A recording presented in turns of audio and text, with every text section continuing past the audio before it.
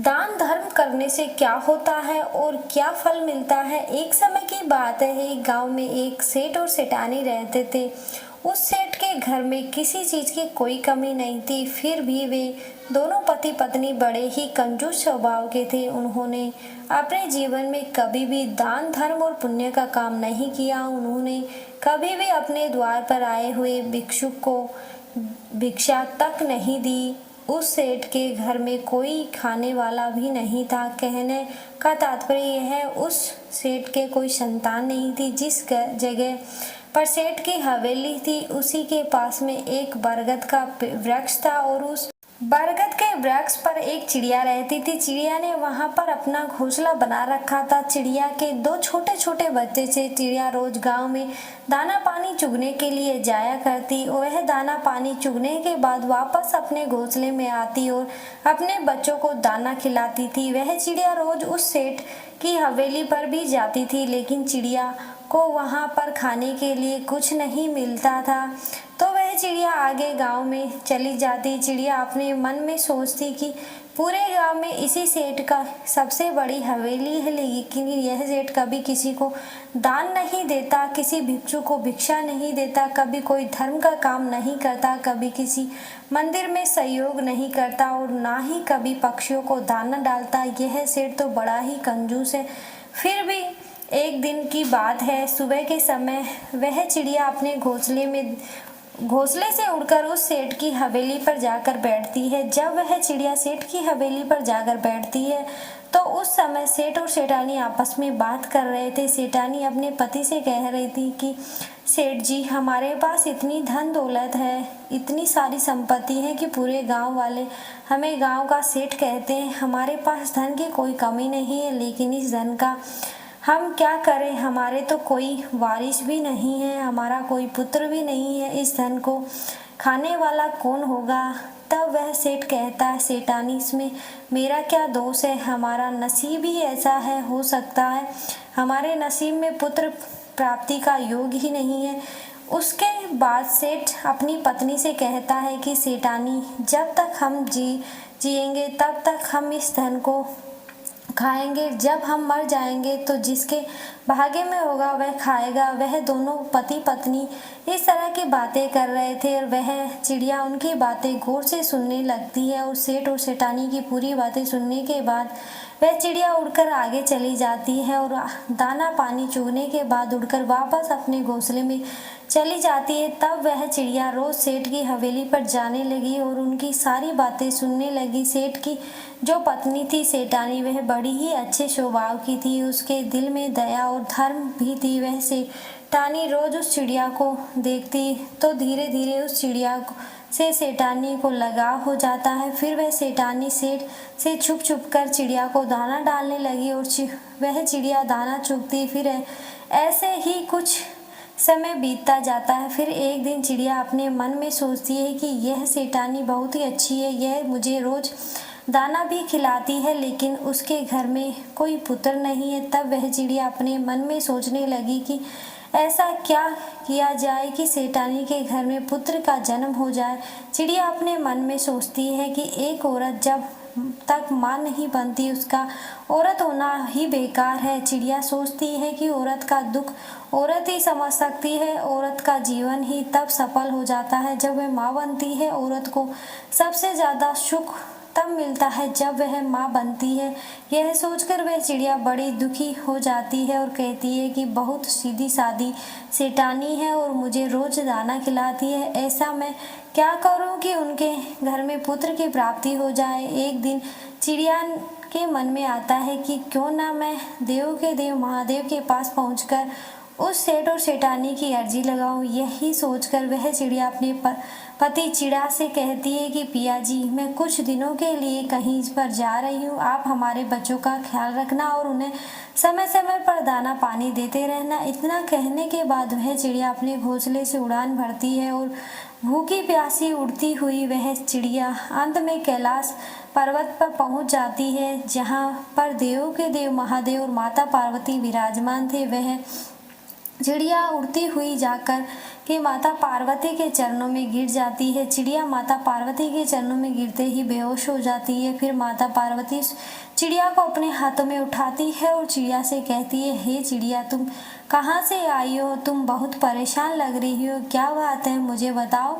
फिर वह चिड़िया माता पार्वती से कहती, हे माता, मैं बहुत दुखी हूँ और मैं बहुत दूर से आई हूँ। मैं अपने दुखों से दुख नहीं हूँ, मैं किसी और के दुख से दुखी हूँ। माता पार्वती कहती, हे चिड़िया, तुम्हें क्यों दुखी हो, मुझे साफ साफ बताओ। तब चिड़िया कहती है कि हे माता, जहाँ पर मैं रहती हूँ वहाँ पर एक सेठ और सेठानी भी रहते हैं। उनका कोई पुत्र नहीं है और वह सेठानी बहुत ही अच्छी है। इतना ही बात कहकर वह चिड़िया फिर से बेहोश हो जाती है और माता पार्वती चिड़िया को फिर से होश में लाने की कोशिश करती है। काफ़ी देर के बाद वह चिड़िया फिर से होश में आ जाती है। तब माता पार्वती उस चिड़िया को कुछ दाना पानी खिलाती है। माता पार्वती कहती है कि हे चिड़िया, तुम चिंता ना करो, अभी भगवान शिव ध्यान में लीन हैं। जब थोड़ी ही देर बाद उनका ध्यान टूटेगा तो हम उनसे बात करेंगे। फिर थोड़ी ही देर बाद भगवान शिव अपनी आराधना से उठते हैं।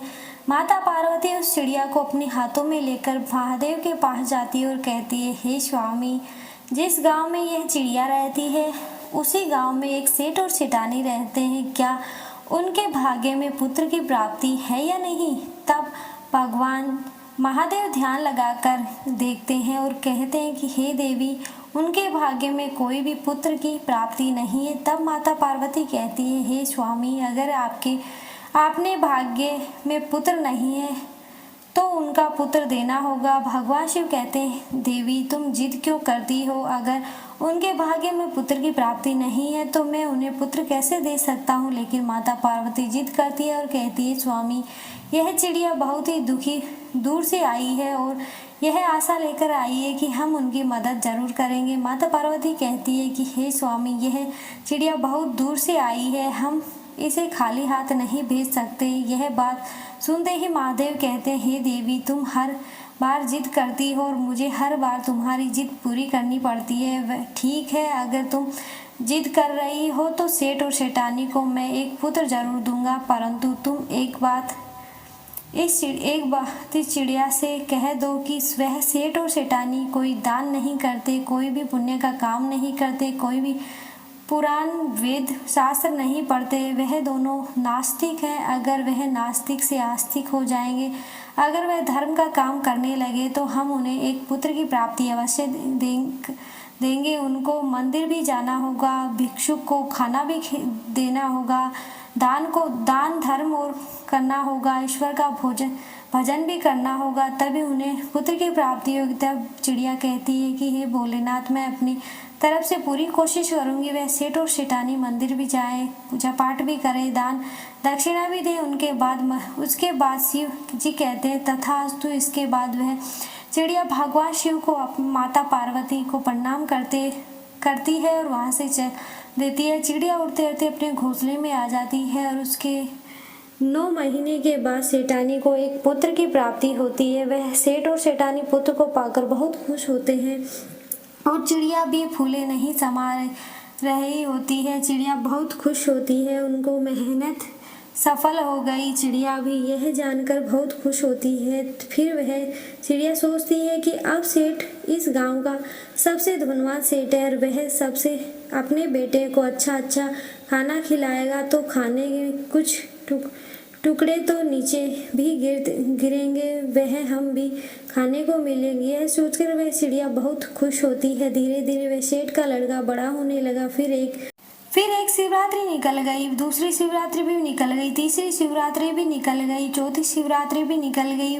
और जब 5वीं शिवरात्रि आने वाली थी तो वह चिड़िया बहुत चिंतित हो जाती है और बहुत दुखी हो जाती है। वह चिड़िया सोचती है कि यह सेठ का लड़का 5 साल का हो चुका है, लेकिन यह सेठ और सेठानी ना कभी मंदिर जाते हैं, ना पूजा पाठ करते हैं, ना किसी गरीब को खाना खिलाते हैं। अब वह चिड़िया सोचती है कि अगर यह सेठ सेठानी दान धर्म नहीं करते हैं, पूजा पाठ नहीं करते हैं, किसी भूखे को खाना नहीं खिलाते हैं तो इनका पुत्र अपाहिज होगा और बहुत ही जल्द खत्म हो जाएगा। यही सोचकर वह चिड़िया बहुत ज़्यादा चिंतित होती है और दुखी भी हो जाती है।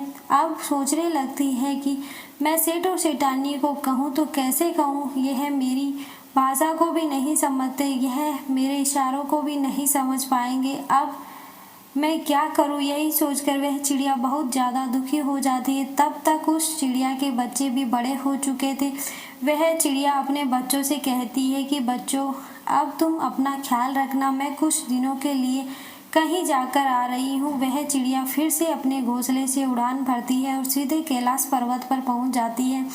कैलाश पर्वत पर जाकर माता पार्वती के चरणों में गिर जाती है। माता पार्वती उस चिड़िया को अपने हाथों में उठाकर कहती है, हे चिड़िया, अब तुम्हें क्या परेशानी है? तुमने जो कहा था वह तो हो चुका है। सेठ और सेठानी का पुत्र की प्राप्ति हो चुकी, अब तुम यहाँ क्यों आई हो? तब वह चिड़िया माता पार्वती से कहती है, हे माता, सेठ और सेठानी को पुत्र की प्राप्ति तो हो चुकी है, लेकिन उसने उनके दान दक्षिणा कराने में मैं असफल रही। उनको मैं धर्म के मार्ग पर नहीं ला सकी। वो दोनों पति पत्नी आज भी वही काम करते हैं जो कि पहले करते थे। वह ना मंदिर जाते हैं और ना ही पूजा पाठ करते हैं और ना ही किसी गरीब को खाना खिलाते हैं और ना ही किसी भगवान का भजन करते हैं। वे दोनों पति पत्नी बिल्कुल वैसे ही हैं। वह दोनों पति पत्नी जैसे पहले थे वैसे के वैसे ही है। तब भगवान शिव कहते हैं, हे चिड़िया, उनका पुत्र अपाहिज होगा। फिर वह चिड़िया माता पार्वती के चरणों में गिर जाती और कहने लगी कि हे माता, ऐसा नहीं होना चाहिए। चिड़िया इस बात को अच्छी तरह से जानती कि अगर पिता से कुछ मांगना हो तो माता के चरणों में गिर जाओ। यदि आप माता को राजी कर लेते हैं तो पिता को अपने आप ही मान जाते हैं। यही सोचकर वह चिड़िया माता पार्वती के चरणों में गिर जाती है और अपने सिर को पीटने लगती है। माता पार्वती फिर से चिड़िया को अपने हाथों में उठा लेती है और कहती है, हे चिड़िया, तुम शांत हो जाओ। फिर माता पार्वती फिर से महादेव से कहती है, हे स्वामी, ऐसा नहीं होना चाहिए। फिर वह चिड़िया कहती है कि हे माता, मैंने बहुत कोशिश की उन्हें अपनी भाषा में समझाने की, लेकिन ना तो वह मेरी भाषा समझ पाते हैं, ना ही मेरे इशारों को समझ पाते हैं, और मैं अब करूँ तो क्या करूँ?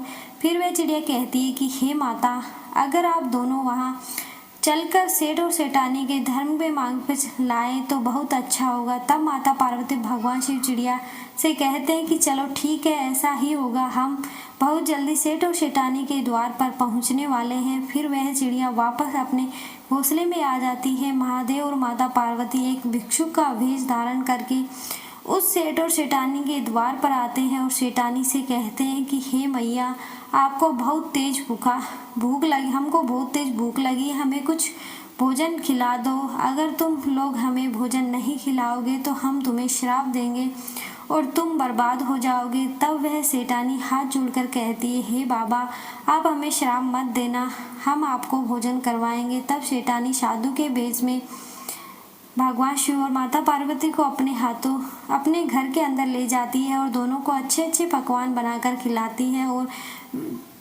सेठानी का पुत्र वह घर के इधर उधर घूम रहा था। कभी महादेव और माता पार्वती को रोटी डालता है तो कभी उनको सब्जी डालकर जाता है, कभी कोई अन्य मिठाई लाता है। यह देखकर माता पार्वती बहुत खुश होती है। माता पार्वती सोचती है कि यह महादेव का प्रसाद है, इसलिए इतना चंचल है। वह सेठानी साधु के भेष में माता पार्वती और महादेव को भोजन करा देती है। उसके बाद महादेव और माता पार्वती उनके घर से जाने लगते हैं। तब सेठ और सेठानी दोनों आते हैं और हाथ जोड़कर कहते हैं कि बाबा, हमसे आपकी सेवा में कोई कमी नहीं हुई, यदि कमी हुई हो तो हमें क्षमा कर दे, हमें कोई श्राप ना दे। तब महादेव कहते हैं कि सेठ और सेठानी, ध्यान से सुनो, गलतियाँ तो तुमने बहुत सी की है, गलतियाँ करते ही जा रहे हो। अगर इसी तरह से करते रहे तो तुम्हारे पुत्र को घोर संकट आने वाला है और तुम्हारा पुत्र जल्दी ही इस दुनिया से अलविदा हो जाएगा। तब वह सेठ और सेठानी महादेव के चरणों में गिर जाते और कहते हैं कि बाबा, हमें कोई मार्ग बताओ, हम क्या कर सकते हैं? बुढ़ापे में जाकर तो हमें एक पुत्र की प्राप्ति हुई है, अब हम इस पुत्र को खोना नहीं चाहते। तब महादेव कहते हैं कि बड़े हो जाओ और खड़े हो जाओ और ध्यान से सुनो। आज के बाद अगर कोई तुम्हारे द्वार पर आता है तो वह खाली हाथ नहीं जाना चाहिए। दान धर्म पूजा का पाठ करो, लोगों की सहायता करो, गरीबों को खाना खिलाओ, परेशान जीव जंतुओं को खाना खिलाओ, ईश्वर की शक्ति भक्ति करो, ईश्वर के भजन करो। तब वह दोनों पति पत्नी हाथ जोड़कर भगवान के चरणों में गिर जाते और कहते हैं, हे बाबा, हम ऐसा ही करेंगे। और महादेव सेठ और सेठानी से कहते हैं कि जो पुत्र आज तुम्हारे घर में खेल रहा है यह तुम्हारी मेहनत से नहीं, यह तो तुम्हारे नसीब में ही नहीं था, यह तो एक चिड़िया की मेहनत से है जो ना तुम्हारे यहाँ से उड़कर के कैलाश पर्वत पर पहुंची और भगवान शिव और माता पार्वती से विनती करके इस पुत्र के तुम्हारे लिए मांगा है। यह तो उस चिड़िया की भक्ति का फल है जो आज तुम्हारे घर में खेल रहा है। तब वह सेठ और सेठानी कहते हैं कि बाबा, वह चिड़िया कौन सी है? तभी वह चिड़िया वहां पर आ जाती है और महादेव और माता पार्वती को प्रणाम करती है। और दिन शिवरात्रि का था, जिस दिन महादेव और माता पार्वती सेठ सेठानी के घर पे आते हैं। सेठ और सेठानी के घर महादेव और माता पार्वती अपना असली रूप धारण करते हैं और सेठ और सेठानी को अपना दर्शन देते हैं। उस चिड़िया का महाशिवरात्रि सफल हुआ। बड़े ही धूमधाम से वह सेठ और सेठानी अपनी शिवरात्रि मनाते हैं, उनकी शिवरात्रि सफल हो जाती है। वीडियो अच्छी लगी तो वीडियो को लाइक करें, चैनल को सब्सक्राइब जरूर करें। धन्यवाद।